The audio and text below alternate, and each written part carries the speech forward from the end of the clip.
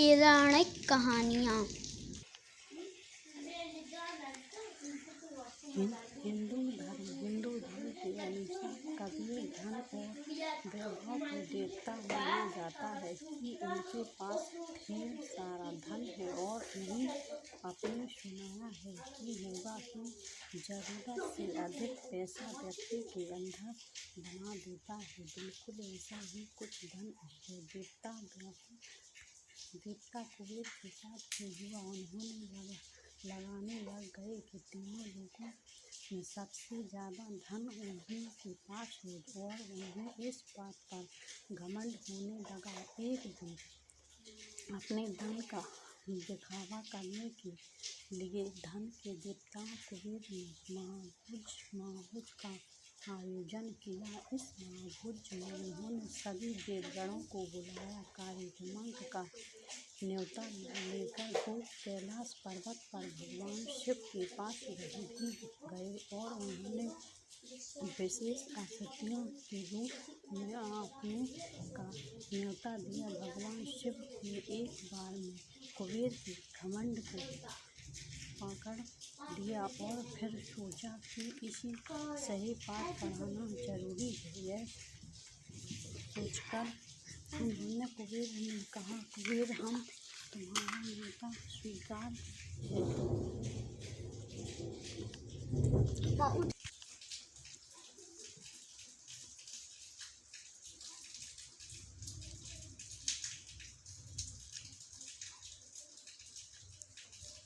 कुबेर ने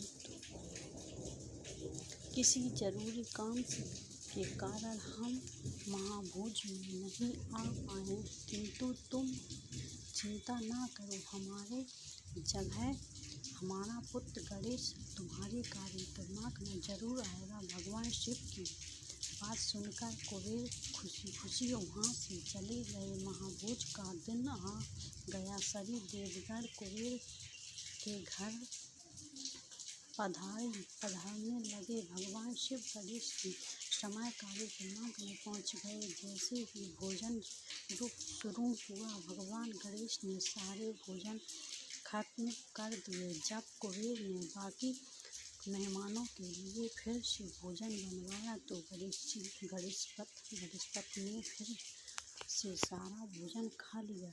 भगवान गणेश कुबेर की साड़ियों में रखा सारा खाना खत्म करते जा रहे थे, लेकिन उनकी खूब संख्या ही नहीं हो सकी थी। धीरे धीरे करके कुबेर के पास मोटी सभी खाने की चीज़ें खत्म हो गई तो उन्होंने भगवान गणेश से कहा, प्रेम और खाना आने के समय लोगों तक आप बैठो जाइए। इस पर भगवान गणेश ने कहा, अगर तुमने मुझे अभी भोजन नहीं दिया तो मैं तुम्हारी माला में रखी हर चीज़ खा जाऊंगा। यह सुनते ही कुबेर घबरा गया और उन्होंने अपनी गलती का एहसास हो गया। वो पसंद भगवान गणेश के पैरों में गिर गई और उसने माफ़ी मांग ली। कहानी से सीख। दोस्तों, इस कहानी से हम यह सीख मिलती है कि हमारी कभी भी घटना नहीं करना। भगवान शिव को कई नामों से जाना जाता है। उन्हीं में से एक नाम है नीलकंठ। भगवान शिव के हर नाम के पीछे एक कहानी छुपी है और उसी तरह नीलकंठ नाम से भी एक कहानी जुड़ी है। एक बार की बात है, देवता और राक्षस समुद्र में आमंत्रित निकलने के लिए समुद्र मंथन कर रहे थे, लेकिन आमंत्रण में साक्षात समुद्र में विषय यानी जहर भी निकल। यह जगह इतना खतरनाक था कि उसकी एक बूंद पूरी दुनिया को खत्म कर सकती थी। अब देवता और राक्षस दोनों ही डर गए कि अब क्या किया जाए। फिर वो भगवान शिव के पास गए। उन्होंने भगवान शिव को सारी बात बताई। भगवान शिव ने फैसला किया कि वो उसी विषय को भी जाएंगे। भगवान शिव के विषय का घड़ा उठाया और सारा विष भी पी लिया, लेकिन भगवान शिव ने उस हजारा को अपने गठ में रख लिया। उसे गले में नीचे नहीं उतारा, जहाँ के कारण भगवान शिव का गला नीला पड़ गया है। और कारण है कि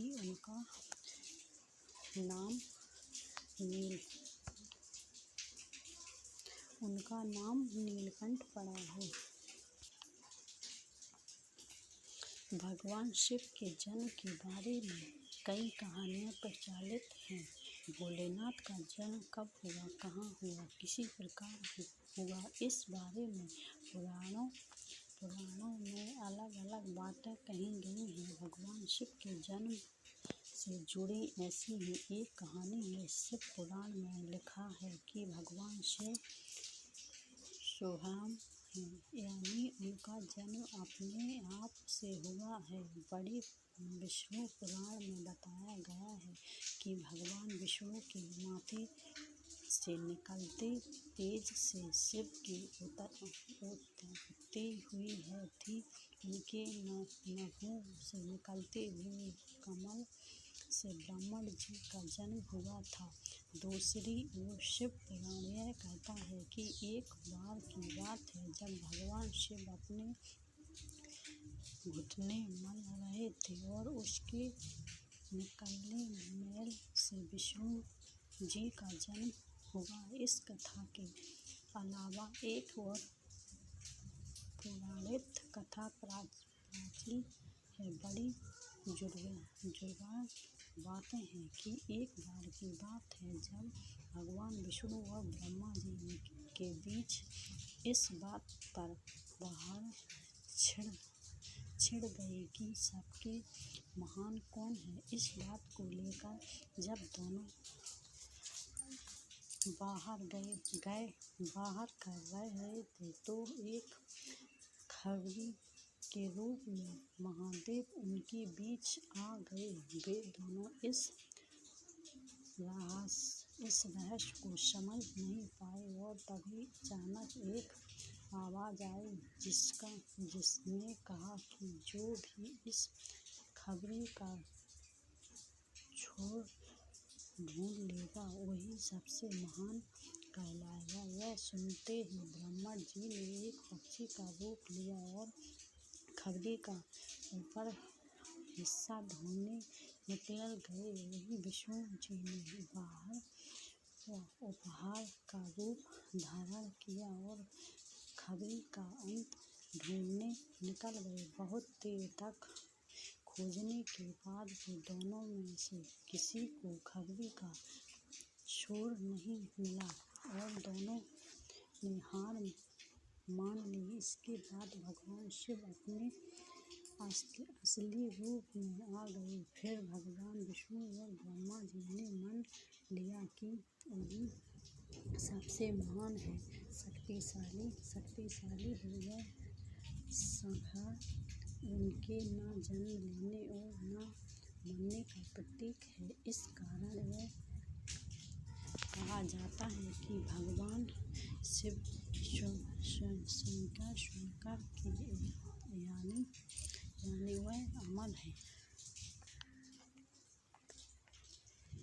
बच्चों, आपने कई बार देखा होगा कि गणेश जी की पूजा करते समय दुर्व का इस्तेमाल किया जाता है। दुर्व एक प्रकार की घास होती है, जिसे कलवे यानी कलश धरेंगे और साथ में बांधकर गणेश जी को चढ़ावा चढ़ाता है। 10 अगर गणेश जी को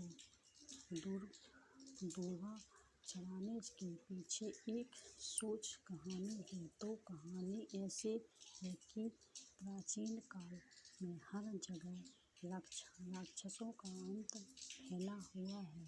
राक्षस देवताओं और ऋषि मनुष्यों को बहुत परेशान किया करते थे। एक ही राक्षस था अंशुल ने हर जगह हाहाकार मचा रखा था। सभी देवगण उससे बहुत डरते थे। जब अंशुला के पाप बहुत बढ़ गए तब सभी देवगण भगवान शिव के पास पहुँचे। शिव जी ने कहा कि अनालासुर का विनाश सिर्फ गणेश जी कर सकते हैं। शिव भगवान की यह बात सुनकर तभी देवगण श्री गणेश जी के पास पहुँचे। गणेश जी के सामने सभी हाथ जोड़कर खड़े हो गए। बोले, हे प्रभु हमारी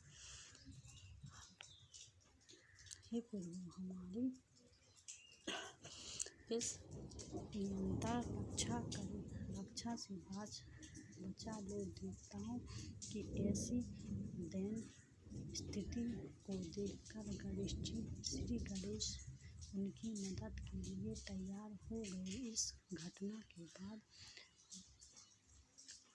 अनालासुर और श्री गणेश के बीच भयानक युद्ध होता है। क्रोध में आकर श्री गणेश अनालासुर को निगल जाते हैं। अनालासुर का अंत हो जाता है, लेकिन गणेश जी के पेट में बहुत जलन होने लगती है। इस जलन को ठीक करने के लिए सभी देवता और ऋषि मुनि उपचार खोजने में लग जाते हैं, लेकिन किसी भी उपचार से श्री गणेश जी का पेट की जलन कम नहीं होती। तब कैलाश ऋषि दूभा के 21 गट्ठे खाने के लिए गणेश जी को देते हैं। गणेश जी को दूभा के सेवन से आराम मिल जाता है और उनके पेट की जलन शांत हो जाती है। इससे खुशी होकर गणेश जी कहते हैं कि आज के बाद जो कोई भी मुझे दूभा चढ़ाएगा, मैं उसकी सारी मनोकामना पूर्ण करूँगा। श्री कृष्ण की बात लीला और जुड़ी कई सोच। कृष्ण से ऐसा ही एक किस्सा है। कलाकारी नागर का यह कृष्ण ने अपनी लीला से उसका घमंड चूर-चूर कर दिया था। तो चले यही कहानी सुनते हैं। बात तब की है जहाँ यशोदा के लाला कन्हैया गोकुल में रहते थे। गोकुल के पास ही यमुना नदी बहती है। एक बार यमुना को कलाकारी नाग ने अपना हार बना लिया और नदी के पानी को अपने विष से हजारी लीला कर दिया। उस पानी को पीला पशु पक्षी और गांव के लोग मरने लगे थे। एक बार श्री कृष्ण अपने दोस्तों के साथ खेलते खेलते यमुना नदी के किनारे पहुंच गए और खेलते खेलते यमुना नदी के पास पहुंच गए। अचानक से उनकी गेंद नदी में गिर जाती है। अब यमुना नदी के पानी और उसमें रहने वाले कालिया नाग के बारे में सभी को मालूम था, इसलिए मौत के डर से कोई भी नदी में जाने को तैयार नहीं हुआ। तब श्री कृष्ण ने कहा कि मैं गेंद लेकर आता हूँ। सभी बच्चों ने उन्हें नदी में जाने से रोका, लेकिन वह नहीं माने और नदी में छलांग लगा दी। सभी बच्चों डर के मारे घर पहुँचे और यशोदा मैया को कन्हैया के नदी में कूदने की बात बता दी। यह सुनते ही यशोदा मैया डर गईं और फूट-फूट कर रोने लगीं। यह बात धीरे धीरे पूरे गोकुल धाम में जगह जगह की आग सी तरह फैल गई। सभी दौड़े दौड़े यमुना नदी किनारे आए गए, लेकिन कृष्ण तभी तक वापस नहीं आए थे। उन्हीं नदी में कृष्ण को देखकर कालिया नाग की पत्नियों ने उन्हें वापस जाने को कहा, लेकिन कृष्ण नहीं माने और तभी कालिया नाग जाग गया। कृष्ण ने कालिया नाग को यमुना नदी छोड़ने का आदेश दिया, लेकिन कालिया नाग ने मना कर दिया और कृष्ण को मारने के इरादे से उन पर हमला कर दिया। कृष्ण और कालिया नाग की जोरदार लड़ाई हुई। कुछ समय के बाद कालिया नाग हार गया और कृष्ण उनके थान पर चढ़ने लगे। कालिया नाग थकने के बाद कृष्ण से अपने प्राण बचाने के लिए प्रार्थना करने लगा। तब कृष्ण ने उससे अपने स्थान पर वापस जाने को कहा। कालिया ने कहा कि वहाँ पर गरुड़ मुझे मार डालेंगे, मैं वहाँ कैसे जाऊँ। इस पर कृष्ण ने कृपा की कहा कि मेरे चरणों में निराश तुम्हारे फन पर भी उसे देखकर गरुड़ तुमको नहीं मारेगा। इसके बाद कालिया नाग श्री कृष्ण को अपने फन पर उठाकर यमुना नदी के बाहर आ गया और उसके बाद अपनी पत्नियों के साथ अपने स्थान पर चला गया। कृष्ण को सही सलामत वापस पाकर सभी बहुत खुश हुए और गोकुल में उत्सव मनाया गया।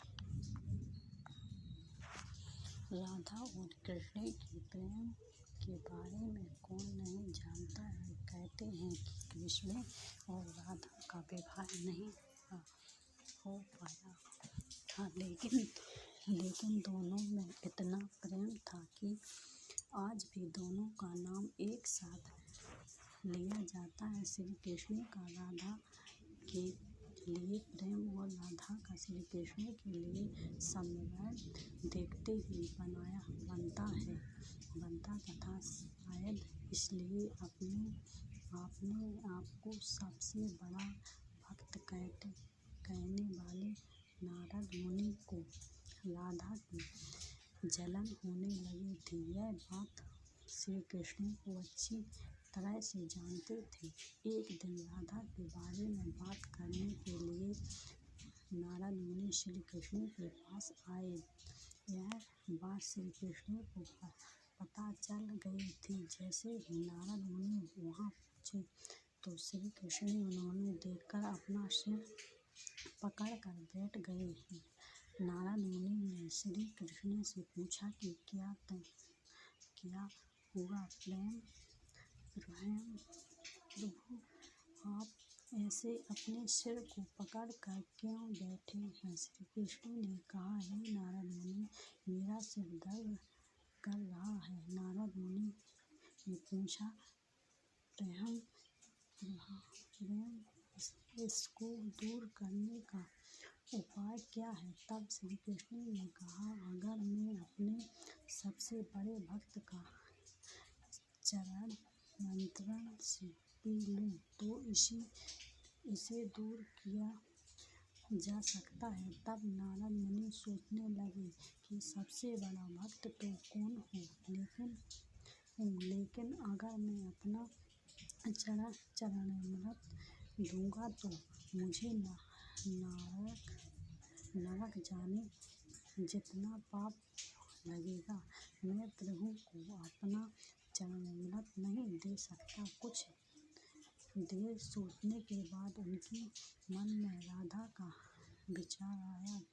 वे सोचने लगे कि लोग राधा को भी तो श्री कृष्ण का सबसे बड़ा भक्त मानते हैं, इसलिए क्यों न उनके पास जाकर पूछा जाए। ऐसी सोचकर वह राधा के पास गए और उन्होंने सारी बात बता दी। राधा ने जैसे ही सुना, एक बर्तन में अपने पैर धोकर चला इस नारद मुनि को देते हुए कहा, हे मुनिराज, मुझे नहीं पता कि मैं उनकी कितनी बड़ी भक्त हूँ, लेकिन मुझे यह पता है कि श्री कृष्ण को अपना चरणामृत देने से मुझे नरक में जाने जितना पाप लगेगा और मुझे नरक जितनी यातनाएं सहन करनी पड़ेगी, मुनिवर वह सब सहन कर सकते हैं, लेकिन अपने स्वामी को पीड़ा में नहीं देख सकते। यह चरणामृत लेकर जाकर आप उन्हें दे दें। राधा की बात सुनकर नारद मुनि का सारा घमंड चूर हो गया और उन्हें पता चल गया कि राधा की सबसे बड़ी भक्त है और श्री कृष्ण ने यह लीला मुझे समझाने के लिए ही रची थी। जब नारद मुनि राधा के पास से वापस आ रहे थे तो उनके मुख से केवल राधा के नाम की ही धुन सुनाई दे रही थी। जब श्री कृष्ण के पास पहुँचे तो देख कि श्री कृष्ण उनको देखकर केवल मुस्कुराते जा रहे थे और नारद मुनि ने भी सारी बात को समझकर उन्हें प्रणाम करते हुए कहा, राधे राधे। भगवान श्री कृष्ण बचपन में बहुत शरारती थे। कभी गोपियों की मटकी फोड़ दिया करते थे तो कभी बछड़ों को गाय के पूरा दूध पिला देते थे। गोकुल की गोपियाँ चाहकर भी प्यारे से श्री कृष्ण को डांट नहीं पाती थीं, क्योंकि वो इतने नटखट थे कि उनकी शरारतों को देखकर उन्हें दुलारने का मन करता था। और कन्हैया की ऐसी ही लीला और लीलाओं में से माखन चारी की थी। यह तो कभी का मालूम है कन्हैया को मक्खन कितना पसंद था। माता यशोदा कृष्ण को मक्खन देती थी और उसके उनका मन नहीं भरता था, इसलिए मैया जहाँ भी मक्खन रखती कृष्ण चुपके से गाँव के बच्चों के साथ आकर सारा मक्खन खा जाते थे। ऐसा कई दिनों तक चलता रहा। जब मैया को कुछ समझ नहीं आया कि माखन कौन चुरा रहा है, तो उन्होंने एक दिन चुपके से माखन से भरी छोटी छोटी घड़ों को रस्सी के सहारे ऊपर टांग दिया। लेकिन श्री कृष्ण की नजर से क्या छुपा सकता है। उन्होंने माता को माखन रखते हुए देख लिया। समझते यह थे कि माखन तक कैसे पहुँचा जाए। काफी सोचने के बाद उन्होंने सभी दोस्तों को इकट्ठा किया और बोले कि सभी एक घेरा बनाओ और उसमें ऊपर चढ़कर माखन निकला जाए। इस तरह से वह उसके सारे दोस्त पूरी माखन चाट कर गए। इसके बाद मैया ने सोचा कि आज तो मैं पता करके ही रहूँगी कि आखिरी माखन को कौन चुरा ले जाता है। माखन को मटकी की रखकर ऊपर चढ़ दिया और छुपाकर देखने लगी। कुछ ही देर में कन्हैया अपने दोस्तों के साथ वहाँ पहुँच गए। यह देखकर मैया को पूरी बात समझ में आ गई और जब तभी माखन चुराने लगे तो तभी मैया यशोदा पहुँच गई। माता को देखकर ही सभी बच्चे वहाँ से भाग गए, लेकिन श्री कृष्ण मटकी की रस्सी पकड़कर झूम रहे थे। माता ने आकर उन्हें नीचे उतारा और प्यार से डांटते हुए कहा कि अच्छा तो तुम हो वो माखन चोर जिसने मुझे बहुत परेशान किया है। कृष्ण माता को देखकर हंसने लगे और बोले, मैया मैं नहीं माखन खाया। इस पर माता बोली कि आप अपनी मैया से ही झूठ बोलते हो। कृष्ण कन्हैया भी बोले। सूरज देखकर और उसकी प्यारी सी बात सुन माता ने कृष्ण को अपने गले लगा लिया और बोलने लगी, मेरा प्यारा नटखट माखन चोर, बस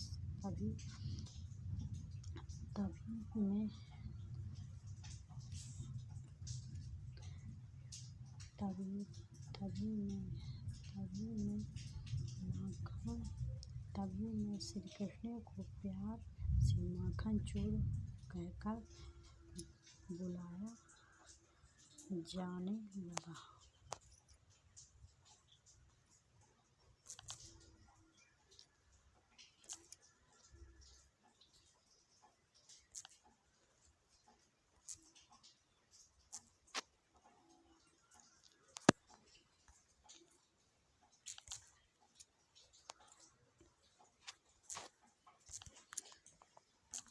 आदि बेटे तो और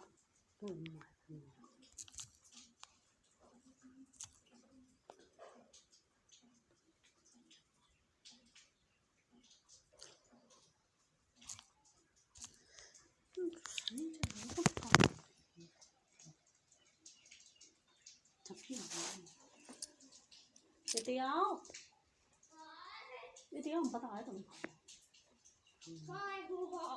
वहाँ हो गए तो हम कहाँ कहने लगे और रिकॉर्डिंग बंद तक नहीं करे। बंद भाई नहीं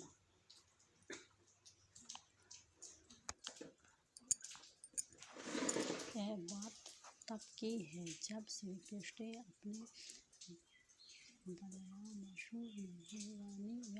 कहानी की कृष्ण के बचपन की है। उस समय ब्राह्मण जी को पता चल गया भगवान विष्णु स्वभाव से श्री कृष्ण के रूप में पृथ्वी पर प्रकट हुए तो वह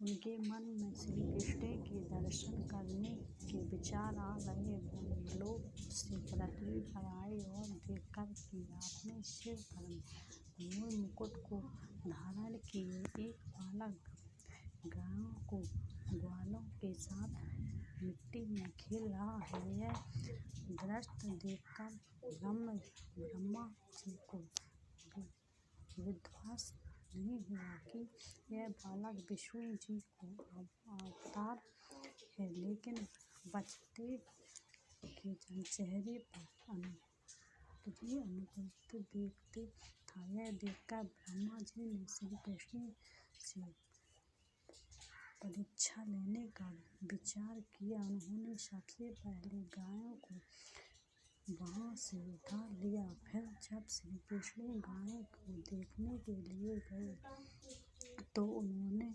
वहाँ खेल रहे ग्वालों को भी उठा लिया और अपने साथ ब्रह्मलोक ले गए। जब इससे कुछ देर बाद में पृथ्वी पर वापस आए तो वहाँ का माहौल देखकर चौंक गए, क्योंकि जिन बच्चों और गायों को वे अपने साथ ब्रह्मलोक ले गए थे वो तो श्री कृष्ण के साथ पृथ्वी पर खेल रहे थे। यह देखकर उन्होंने ध्यान लगाकर ब्रह्मलोक की स्थिति जाननी चाहिए। उन्होंने दिव्य दृष्टि से देखा कि सभी बालक और गायें ब्रह्मलोक में ही हैं। यह सब देखकर उन्होंने श्री कृष्ण की लीला समझ आ गई और उन्होंने हाथ जोड़कर उनसे क्षमा मांगी। साथ ही प्रार्थना की कि प्रभु मुझे अपने असली रूप में दर्शन दे। बाद श्री कृष्ण ने ब्रह्मा जी को अपना विराट रूप दिखाई। श्री कृष्ण के उस रूप के दर्शन करने के लिए कई और ब्राह्मण वहाँ पर आ गए। उन्होंने ब्रह्मा में कुछ 3 सिर में, कुछ 4 सिर के, तो कुछ 100 सिर के साथ अपने अलावा अन्य ब्रह्मों को देखकर ब्रह्मदेव ने श्री कृष्ण से विराट रूप से पूछा कि प्रभु यह कैसी लीला है आपकी। इस पर उन्होंने कहा कि हे ब्रह्मदेव, इस जगह में केवल आप ही एक ब्रह्म नहीं हैं। जगह में कई सारे ब्राह्मण हैं जहाँ पर कई सारे ब्रह्मदेव मौजूद हैं और प्रत्येक का अपना अपना कार्य है। यह सुनकर ब्रह्मदेव ने उन्हें सिर झुकाकर नमस्कार किया।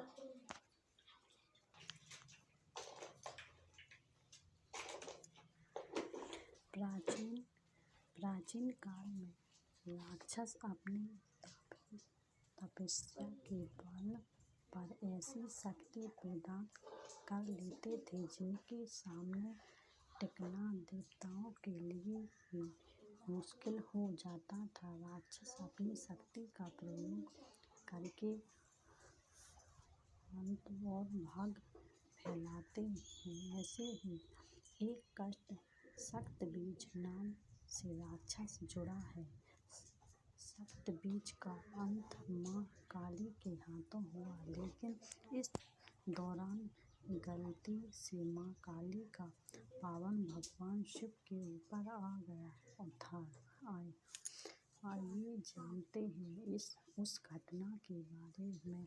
एक बार रक्तबीज नाम के एक राक्षस ने भगवान शिव को प्रसन्न किया और उसके एक वरदान सहित कर लिया। शक्तबीज को यह वरदान मिला था कि उसका खून जहाँ भी गिरेगा वहीं से उसी के सामने राक्षस पैदा हो जाएंगे। रक्तबीज को अपने इस गुण पर बहुत अभिमान था, इसलिए उसने अपनी शक्तियों का गलत इस्तेमाल करना शुरू कर दिया। घमंड में चूर सा रक्तबीज ने देवताओं को युद्ध के लिए ललकारा। देवता रक्तबीज से लड़ने के लिए आ गए, लेकिन जहाँ भी रक्तबीज का रक्त गिरता वहाँ से एक और रक्तबीज पैदा हो जाते हैं। इसके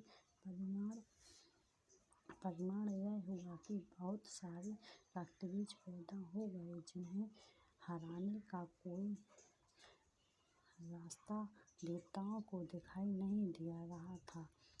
घबरा कर सभी देवता माँ दुर्गा के पास पहुँचे और अपने प्राणों की भीख मांगने लगे। माँ दुर्गा ने रक्तबीज के वध के लिए काली का रूप धारण कर लिया। रक्तबीज को देखकर माँ काली क्रोध से भर उठी और अपनी जीभ को इतना फैला लिया कि सारे रक्तबीज उसमें समा गए। अब जहाँ भी रक्तबीज का रक्त गिरता माँ काली उसे पी जाती। रक्तबीज को समाप्त करने हुआ माँ इतनी क्रोधित हो गई कि उनको शांत करना मुश्किल हो गया। काली माँ का यह रूप विनाशकारी से सकता था, इसलिए सभी देवता भगवान शिव के पास पहुँचे और बोले कि आप ही माँ का क्रोध शांत कर सकते हैं। माँ काली ने क्रोध को शांत करना भगवान शिव के लिए भी आसान नहीं था, इसलिए भगवान शिव काली का मार्ग में लेट गए। क्रोधित माँ काली ने जैसे ही भगवान शिव के ऊपर पाँव रखा, वो झिक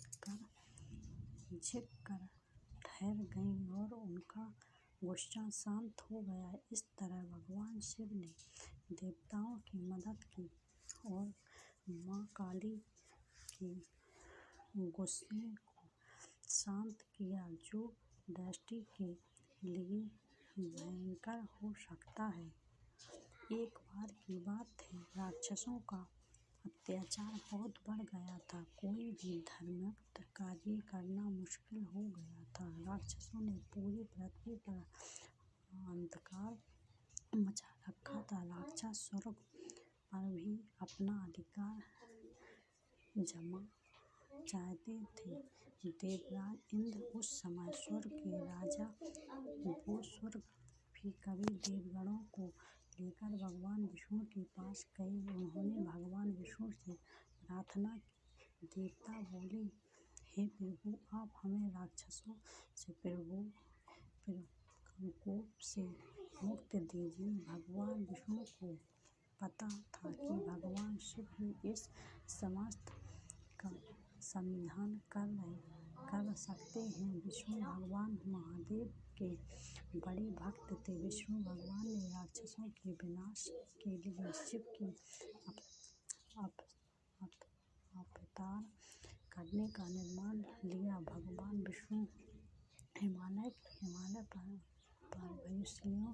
पहाड़ियों पर शिव की तपस्या करने लगे। विष्णु जी भगवान शिव के 1000 नामों का जाप करने लगे। हर एक नाम के साथ उन्होंने एक कमल का फूल चढ़ाने का संकल्प लिया।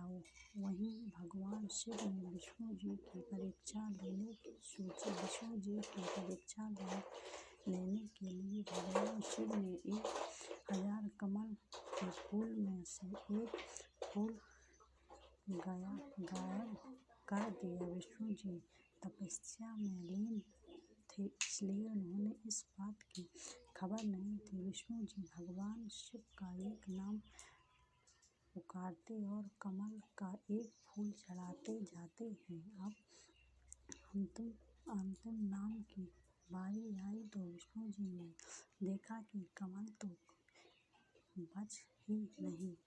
अगर कमल नहीं चढ़ते तो तपस्या और संकल्प भंग हो जाता। इसलिए भगवान विष्णु ने कमल की जगह अपनी एक आँख चढ़ा दी। भगवान शिव विष्णु जी की इस भक्त भाव से बहुत प्रसन्न हो गए। वही श्रीहरि के सामने प्रकट हुई और वरदान मांगने को कहा। विष्णु जी ने राक्षसों का संहार करने के लिए आज संकल्प मांगा तो उन्होंने विष्णु जी को सुदर्शन चक्र प्रदान किया, जिससे विष्णु जी ने राक्षसों को मार गिराया। इस तरह भगवान विष्णु ने अपनी भक्ति व परिचय देते सुदर्शन चक्र प्रदान किया। हर किसी को मालूम है कि गणेश जी को मोदक और मिठाई कितनी पसंद है। शायद इसलिए भी वो किसी के भी निमंत्रण को स्वीकार कर लेते हैं और पेट भी साथ ही मन भर कर मिठाई खाते हैं। एक बार की बात है, धनपति कुबेर ने भगवान शिव और माता पार्वती को भोजन पर बुलाया, लेकिन भगवान शिव ने कहा कि मैं कैलाश छोड़कर नहीं आऊँगा जहाँ हूँ मैं। पार्वती जी ने कहा कि मैं अपने स्वामी को छोड़कर कहीं नहीं जा सकती। तब उन्होंने कहा कि आप हमें हमारे स्थान पर गणेश जी को ले जाओ। वैसे भी उन्हें मिठाई और भोजन बहुत पसंद आते हैं। तब कुबेर गणेश जी को अपने साथ भोजन पर ले गया। वह उन्होंने मन भर कर मिठाई और मोदक खाए। वापस आते समय कुबेर ने उन्हें मिठाई का थाल दिया, विदा किया। लौटते समय चंद्रमा की चांदनी में गणेश जी अपने चूल्हे पर बैठ आए हुए थे, लेकिन ज़्यादा खा लेने के कारण बड़ी ही मुश्किलों से अपने आप को संभाल पा रहे थे। उसी समय अचानक चूहे का पैर किसी पत्थर से लग गया, डगमगाने लगा।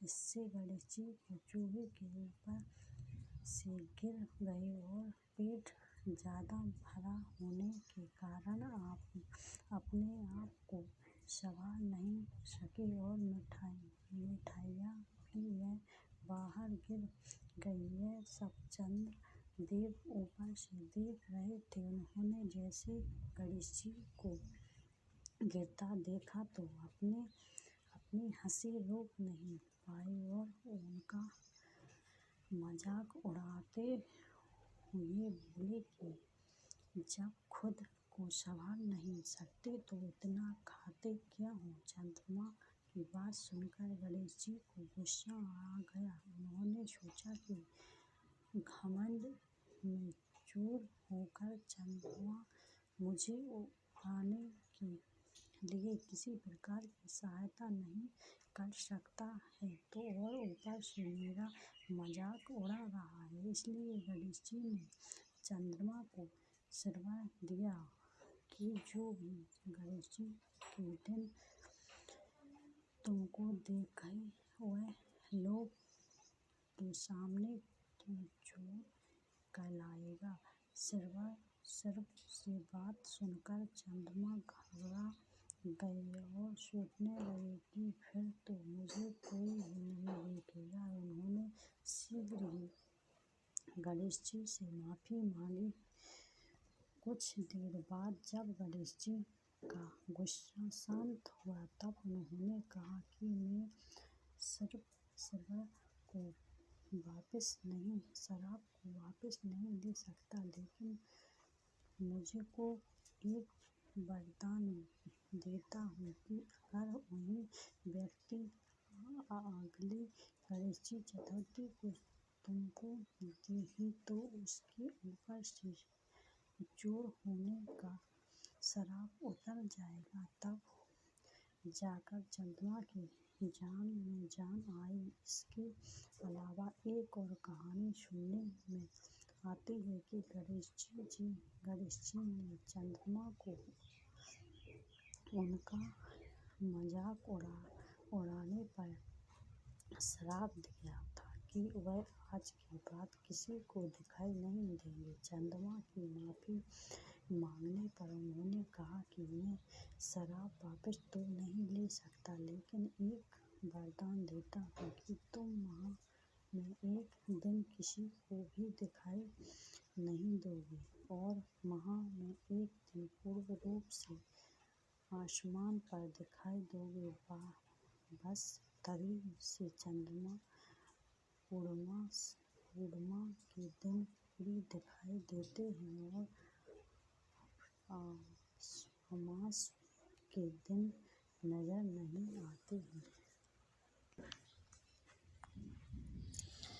बच्चों, क्या आप जानते हो कि दिवाली में लक्ष्मी जी के साथ विष्णु जी की जगह गणेश जी को क्यों पूजा जाता है? इसके पीछे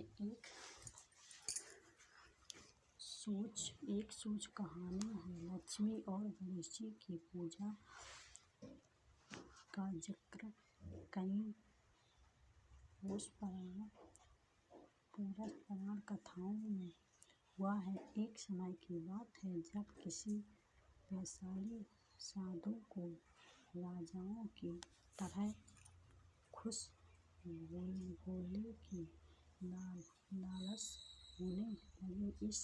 इसलिए वह लक्ष्मी जी की आराधना करने लगा था। उस साधु की आराधना से प्रसन्न होकर लक्ष्मी जी उसे दर्शन देते हैं और साधु को वरदान देते कि उसे सम्मान और उच्च पद प्राप्त होगा। वह साधु दूसरे दिन राजा के दरबार में पहुँच जाता है और वरदान के अभिमान में राजा को सिंहासन से धक्के देता है। साधु का राजा के साथ ऐसा व्यवहार देखकर उनके सिपाहियों साधु को पकड़ने के लिए उसके तरफ दौड़े हैं, लेकिन तभी राजा के मुकुट से एक काला नाग निकल आता है। यह देखकर सभी चौंक जाते हैं और सभी उस साधु को ज्ञान सत्य और चमत्कारी समझने लगे। वहाँ दरबार में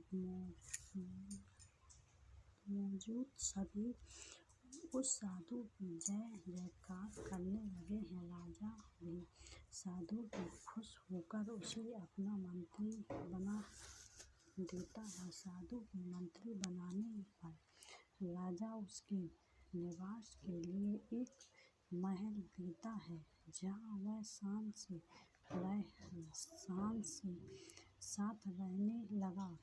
कुछ समय बाद एक दिन साधु राजा के हाथ पकड़कर उसे दरबार के खींचते हुए बाहर ले जाता है। यह देखकर उसके दरबारी भी पीछे पीछे भागने लगे। सभी के दरबार में बाहर निकालते हुए भूकंप आता है, जिसमें महल खंडहर बन जाता है। सबको लगता है कि साधु ने उसकी जान बचाई। इससे साधु का सम्मान और बढ़ जाता है। यह देखकर साधु का घमंड की भावना जागृत हो जाती है। इसके कुछ दिनों के बाद एक सुबह साधु राजमहल में घूम रहा होता है। तभी उसकी नजर गणेश जी की मूर्ति पर पड़ती है। साधु को वह प्रतिमा अच्छी नहीं लगी तो वह उसे हटा देता है। इससे गणेश जी साधु से रुष्ट हो जाते हैं और उसकी बुद्धि भ्रष्ट कर देते हैं। इस कारण वह हर काम उल्टा पुल्टा करने लगा है। इससे राजा साधु की क्रोधित होकर उसको कैदखाने में डलवा देता है। साधु कैदखाने में ही फिर से लक्ष्मी जी की पूजा आराधना करने लगा है। कुछ समय बाद लक्ष्मी जी साधु को दर्शन देते हैं और कहते हैं कि तुमने गणेश जी को रुष्ट किया, इसलिए तुम्हें गणेश जी में पूजा कर उन्हें प्रसन्न करना होगा। लक्ष्मी जी की बात सुनकर साधु गणेश जी की आराधना करने लगा है।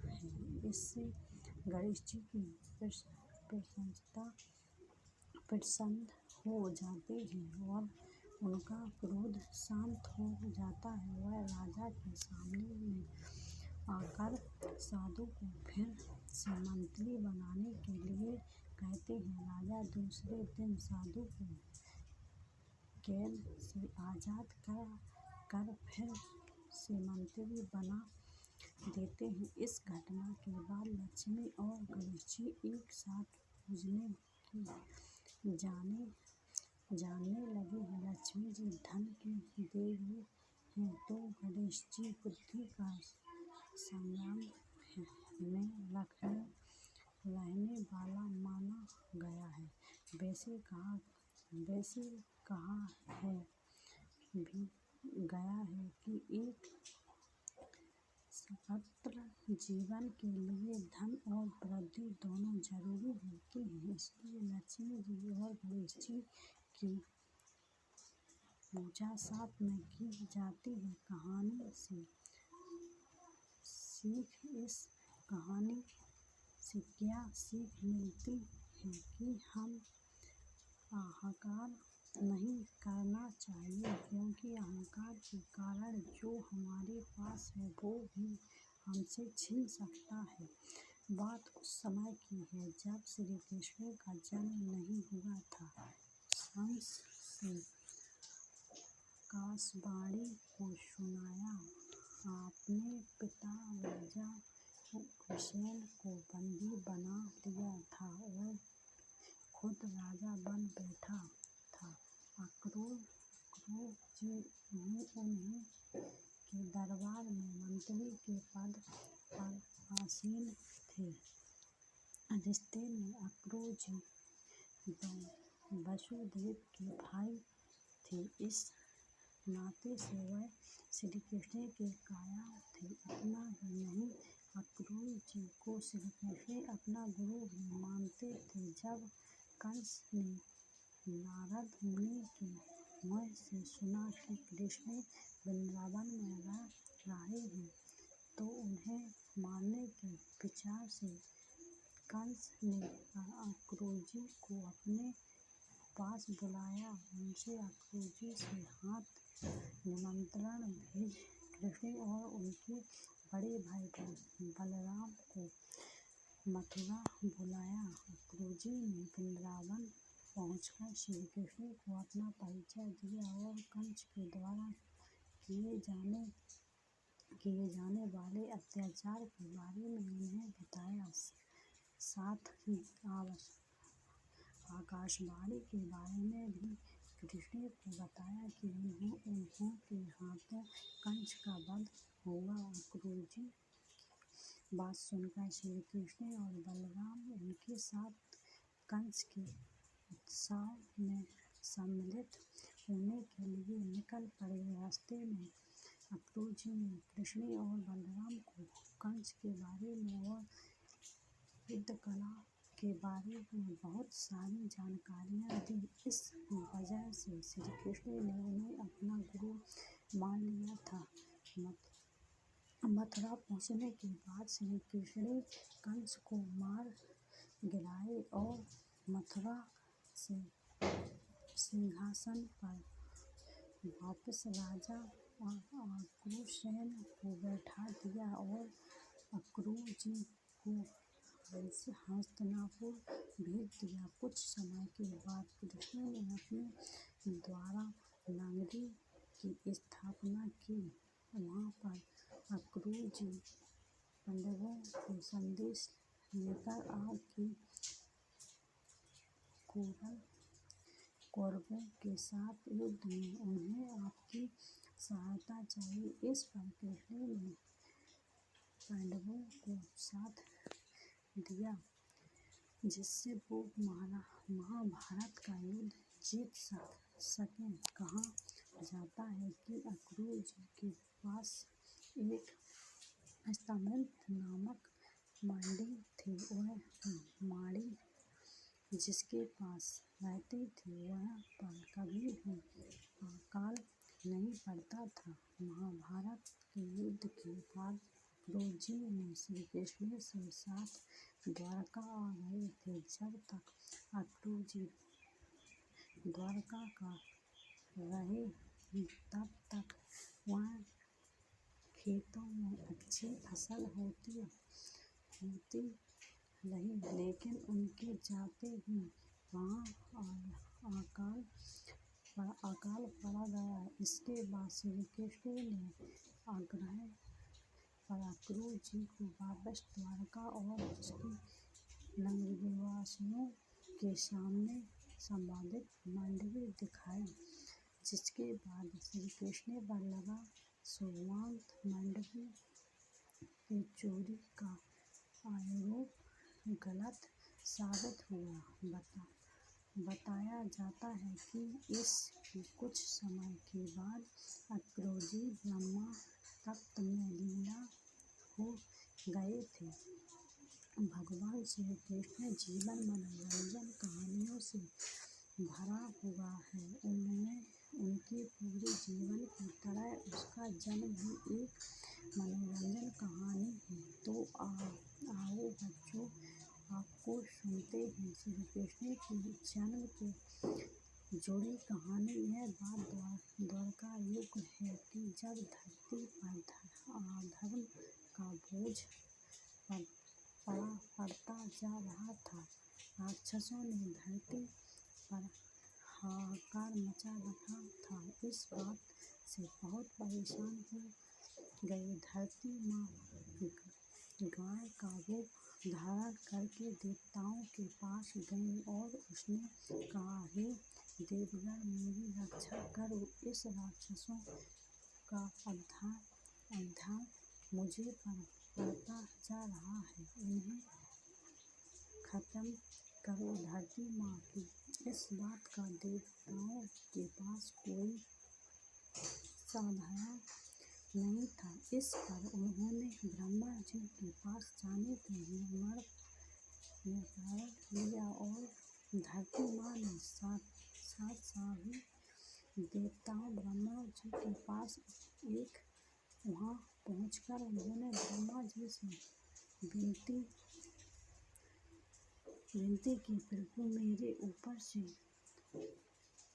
देवताओं का यह भार कम करें, मैं बहुत परेशान हो गई हूँ। ब्रह्मा जी ने उनकी तरफ देखा और कहा, इसका उपचारण सिर्फ भगवान विष्णु कर सकते हैं, देवी आप उन्हीं के पास जाइए। ब्रह्मा जी ने कहा मानकर उनके साथ धरती माँ और सभी देवगणों भगवान विष्णु का निवास क्षीर सागर पहुँचते उस समय पर शेषनाग पर लेटे हुए आराम कर रहे थे। वहाँ पहुँचकर सभी ने उन्हीं को प्रणाम किया और पूरी कहानी सुनाई। पूरी कहानी सुनकर भगवान विष्णु ने कहा, हे देवी, परेशान न हो, मैं मनुष्य के रूप में पृथ्वीलोक पर उतरूंगा और आपको खत्म करूंगा। उनकी यह बात सुनकर धरती माँ खुशी खुशी वहाँ से चली गई। इधर मथुरा में उग्रसेन राज किया करते थे। वे दयालु राजा थे, लेकिन उनका बेटा कंस बहुत आश्चर्य और लाचार था। उसकी राजगद्दी का बहुत मोह था। एक दिन उसने अपने बाल से राजा अग्रसेन की हिंसा सिंहासन से उतार कर लेज में डाल दिया और खुद राजा बन गया। लेकिन कंस अपने बहनों देवकी और बहुत प्यार करता था। एक दिन देवकी की शादी राजा सुरसेन के पुत्र वसुदेव के साथ हुई। शादी के बाद जहाँ कंस देवकी को विदा करने लगा, तभी आकाशवाणी हुई कि देवकी की 8वीं संतान उसका वहन करेगी। इतना सुनते ही कंस ने पैरों तले से जमीन खिसक गई और उसने देवकी और वसुदेव को जेल में डाल दिया। इसके बाद वह सोचने लगा कि देवकी की 8वीं संतान में कौन सी नंबर का पुत्र मेरा वध करेगा।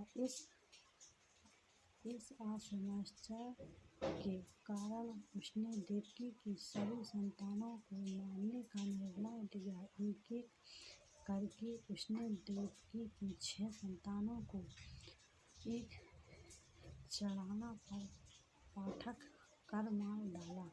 भगवान विष्णु की योजना के अनुसार शेषनाग देवकी की 7वीं संतान के रूप में जन्म लेने वाले थे। जब देवकी की 7वीं संतान की गर्भपात थी तो देवकी और भगवान ने तरक्की की, उनका गर्भपात करवा दिया। साथ ही उस संतान को वसुदेव की पहली पत्नी रोहिणी के गर्भ में पहुँचा दिया गया था। वह इस संतान को श्री कृष्ण के बड़े भाई बलराम के रूप में जाना गया। इसके बाद भादव पक्ष की कृष्ण पक्ष की अष्टमी को रोहिणी नक्षत्र में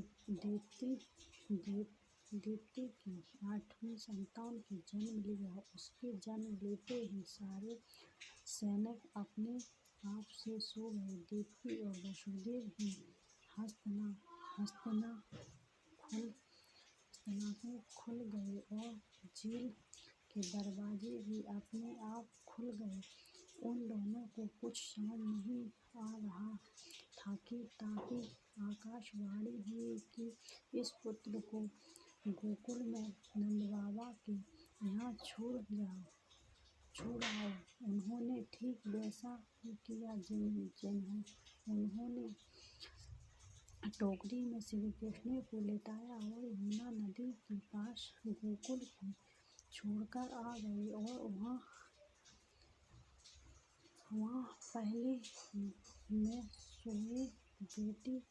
पाले में सोई बेटी को अपने साथ जेल में ले आए। वसुदेव वापस आने के बाद सब कुछ पहले जैसा हो गया। हथकड़ियाँ और जेल के दरवाजे वापस लग गए और पहरेदार होश में आ गए। होश में आते ही सैनिकों ने देवकी की 8वीं संतान की खबर जाकर कंस को दी। इस दौड़ा हुआ जेल में आया देवकी की गोद से उसकी संतान को छीन लिया। इसके बाद जैसे ही कंस ने उसे सामने के लिए हाथों उठाया, वह उसके हाथ में से छूटकर हवा में उड़ गई और बोली, दुष्ट कंस ने युगमाया, तुम्हारे मरने के लिए भगवान ने गोकुल में अवतार के लिया है। अब तेरा अंत निश्चित है। इसके बाद श्री कृष्ण को सुनाने के लिए कंस ने कई राक्षसों को गोकुल भेज देने को उनका बाल भी बांका नहीं कर पाया। अंत में उन्होंने कंस का संहार किया और मथुरा को उसके अत्याचार से आज़ादी दिलाई। यह बात वह समय की है जब दुष्ट को मारने और देश में धर्म की स्थापना के लिए भगवान विष्णु ने कृष्ण का अवतार लिया और था द्वापर युग की। यह घटना कृपया भगवान के बाद के जीवन से जुड़ी है। जब वह नंदगांव में माँ यशोदा की देख में बड़ी हो रही थी, उस समय उनकी नटखट स्वभाव की चर्चा पूरे वृंदावन में थी। एक दिन की बात है, भगवान श्री कृष्ण घर के बाहर मिट्टी में आंगन में खेल रहे थे, तो उसी समय उसने बड़े भाई दाऊ वहाँ आ देखते काटे मिट्टी खा रहे हैं। दाऊ उनकी शिकायत लेकर यशोदा के पास पहुँचे। दाऊ ने कहा, माँ, तुम्हारा प्यारा लाला आंगन में मिट्टी खा रहा है। यह सुनते ही यशोदा माँ धीरे बल गोपाल के पास पहुँची और पूछा, लाला, तुमने मिट्टी खाई है? कन्हैया बोले, नहीं माँ, मैं मिट्टी नहीं खाया। माँ यशोदा को कन्हैया की बात पर विश्वास नहीं हुआ और कहा, कन्हैया, मुँह खोलो, दिखाओ कि तुम्हारी मिट्टी नहीं खाई है। माँ यशोदा की बात सुनकर कन्हैया ने जैसे ही मुँह खोला, मैया यशोदा चौंक गई। माता को इतना कन्हैया के मुँह में मिट्टी कहीं नहीं नजर आई, क्योंकि पूरा का पूरा ब्रह्मांड नजर आ रहा था। माँ यशोदा को अपनी आँखों पर विश्वास नहीं हो रहा था। अपने छोटे ही कन्हैया के मुँह में उसने सारी हरी दृष्टि और जगह से समतल प्राणी नजर आ रहे थे। माँ यशोदा की नजर ज़्यादा देर तक नहीं देख सकी और बेहोश हो गई। जब माँ यशोदा की आँखें खुली तो उनके मन में बाल कृष्ण के लिए प्यार जाग रहा था। उन्होंने श्री कृष्ण को गले से लगा दिया और उनकी आँखों आंसू भर गए। माँ यशोदा को ज्ञानी हो गया था कि कन्हैया कोई साधारण बालक नहीं है, वो स्वार्थग्रस्त है। स्वामी और